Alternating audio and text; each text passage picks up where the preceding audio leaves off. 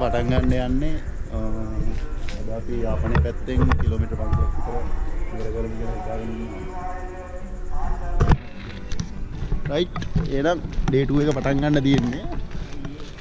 ඔයේ ආසිරි ready. අරෙන්ද බඳිනවා. චේතිත් හරි. මල්ලි කලියම හරි. මාත් හරි. රයිට්. නයි අපිට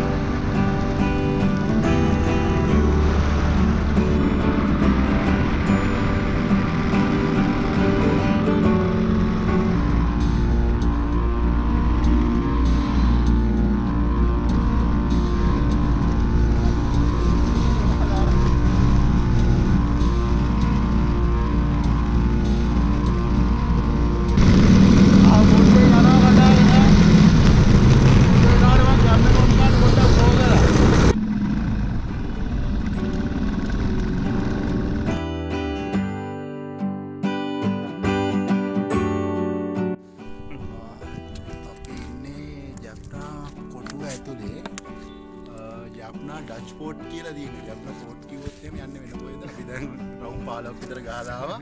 යාපනයේ එනවා නම් සර්ච් කරන්න. ලන්දේසි කොටුව. යාපනයේ ලන්දේසි කොටුව.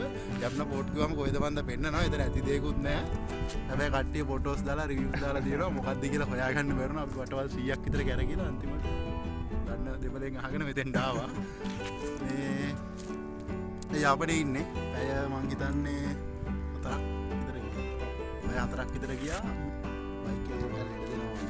හිතන්නේ තව සෑහෙන දුරක් යන්න තියෙනවා.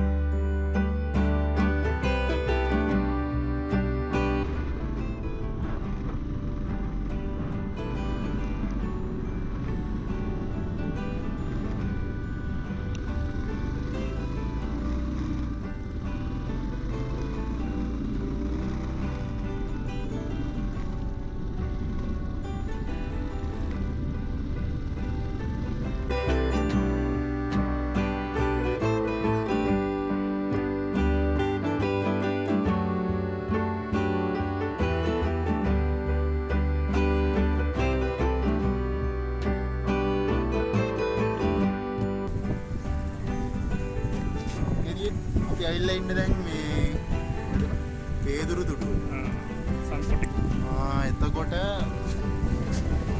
දැන් අපි තාම යාපනේ මේ උදේ ඉඳන් තාම යාපනේ 3:45 වෙලාව මගේ බයික් එක ලෙඩ දුන්නා හොඳටම පාර මැද්දේ අංකල්ලාගේ බයික් එක හදලා එතනත් පරක්කු වෙලා තාම යාපනේ මේ පුළුවන් තරම් දුරක් යන්න තමයි බලන්නේ. දවස් 5 කිව්වනේ 15ක් විතර ඒ වගේ දෙන්න මෙහෙම ගියොත් නම්